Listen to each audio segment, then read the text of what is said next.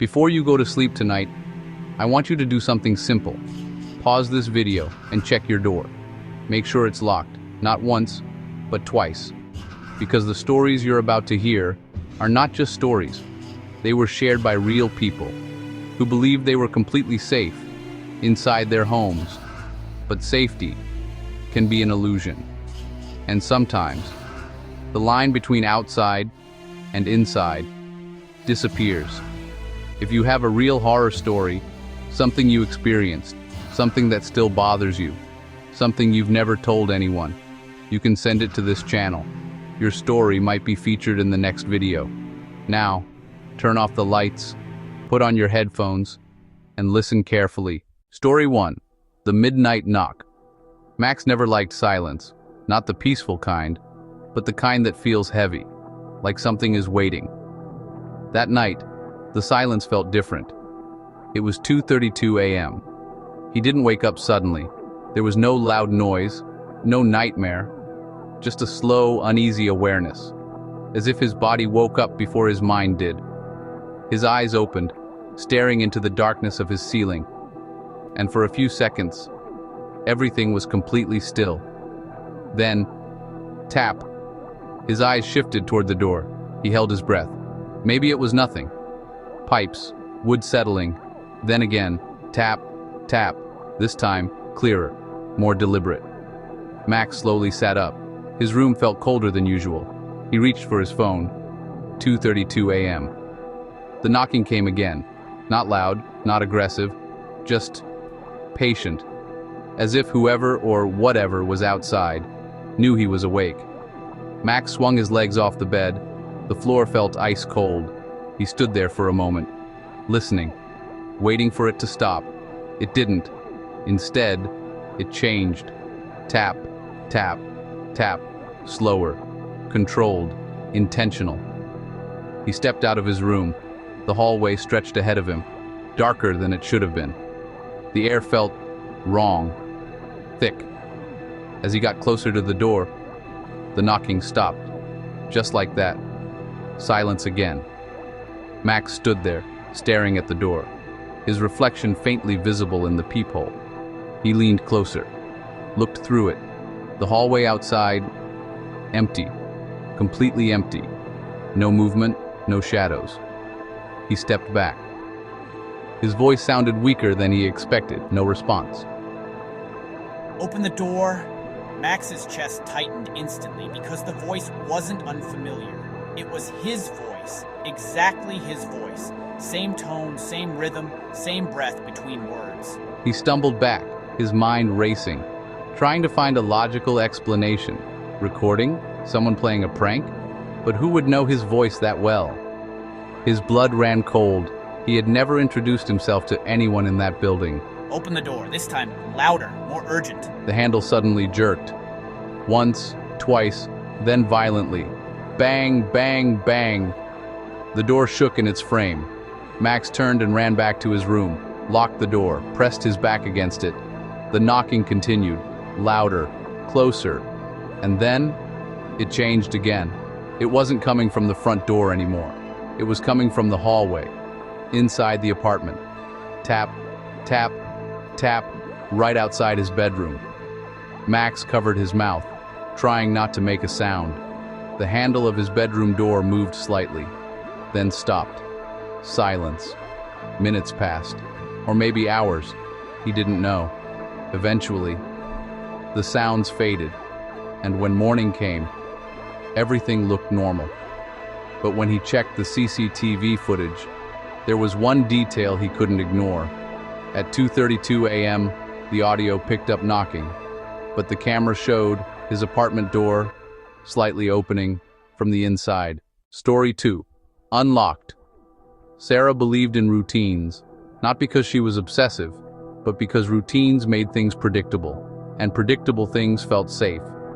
Every night, before going to bed, she followed the same steps. Lock the front door. Check it once. Check it again.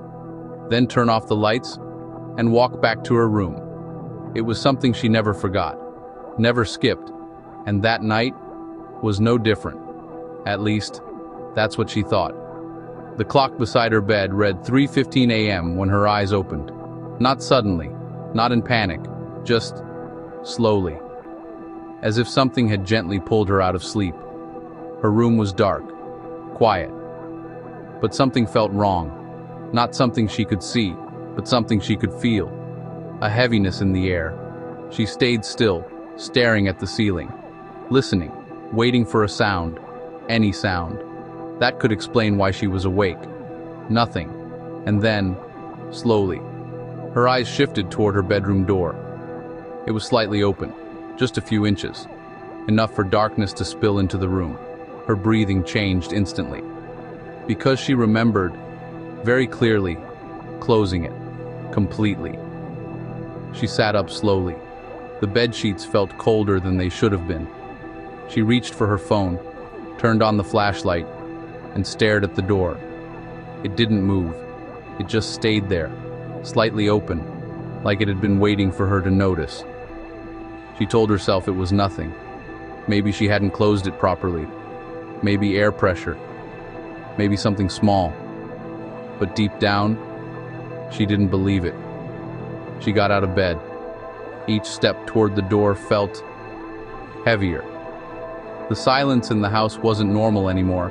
It felt intentional, like something was holding its breath. She reached the door and slowly pushed it open. The hallway stretched ahead, dark, still, empty. She stepped into it, her phone light cutting through the darkness. The beam moved across the walls, the floor, the corners. Nothing. But the feeling didn't go away. If anything, it got stronger. She walked toward the living room, and then she stopped. The front door was open, not slightly, not cracked, wide open. Cold air drifted inside, brushing against her skin. Her heart dropped instantly. She knew. She had locked it. Not just locked it, double locked it. She stood there, frozen, staring at the open doorway, waiting for movement, for footsteps, for anything. But there was nothing, just darkness outside and silence inside. Slowly, she stepped forward and pushed the door closed. The sound echoed louder than it should have. She locked it, once, twice. Then she stepped back, still staring at it. Something about it felt wrong, not broken, not damaged, just wrong. She didn't sleep for the rest of the night. She sat in her room, lights on, listening. Every small sound made her flinch. Every shadow felt alive. Morning finally came, and with it, a sense of relief, but not completely, because she still needed to know what happened. So she checked the security camera. The footage started normally. The living room, empty. The door, closed. Time passing slowly. And then, at exactly 2:58 a.m., something changed. The door handle moved, slightly at first, then again, more clearly. The lock clicked, once, then twice, exactly the way she always unlocked it. The door slowly opened, but no one was there. Nothing entered. The camera showed an empty doorway. For almost 2 minutes, nothing happened. And then, something shifted. The light in the hallway changed slightly, as if something invisible was blocking it. A shape formed on the floor. Not clear, not solid, but wrong. The shadow stretched, slowly, unnaturally, and then it moved. Not into the house, but out of it. Story 3. The breathing. The apartment wasn't comfortable, but it was quiet. And for a college student, quiet was enough. That night, he was alone. His roommate had left earlier that day and wouldn't be back until the weekend, which meant, for the first time in weeks, the apartment was completely his. It was around 1 a.m. He sat at his desk, laptop open, the soft glow lighting up the room. The rest of the apartment was dark, silent, peaceful, or at least, it felt that way, until he heard it, breathing, slow, heavy, uneven breathing. He stopped typing. His fingers hovered over the keyboard. He didn't move, didn't even turn around, because for a second, he thought it was his own. But it wasn't. This breathing was deeper, slower, too close. He turned around quickly. The room was empty, completely empty. The bed, the closet, the corner near the door. Nothing. He let out a nervous breath. Maybe it came from outside. Maybe the hallway. Old buildings carried sound strangely. He turned back to his laptop, tried to focus again, and then, breathe. Louder, closer, right behind him. He froze, every muscle in his body locked in place. Slowly, he turned his head. Nothing. But the feeling that something was there, didn't go away. He stood up. The chair scraped loudly against the floor. The sound echoed unnaturally. He checked under the bed. Empty. He opened the closet. Empty. He stepped back, trying to calm himself down. And that's when he noticed it. The door. It was closed. He was sure he had left it open. Not slightly open, completely open. He stared at it, waiting. And then, slowly, the handle moved. Just a little. Then again, the door creaked open. Darkness inside the closet, deeper than it should have been. And from inside, the breathing returned. Louder, closer, not outside anymore, not behind him, but inside the room, with him.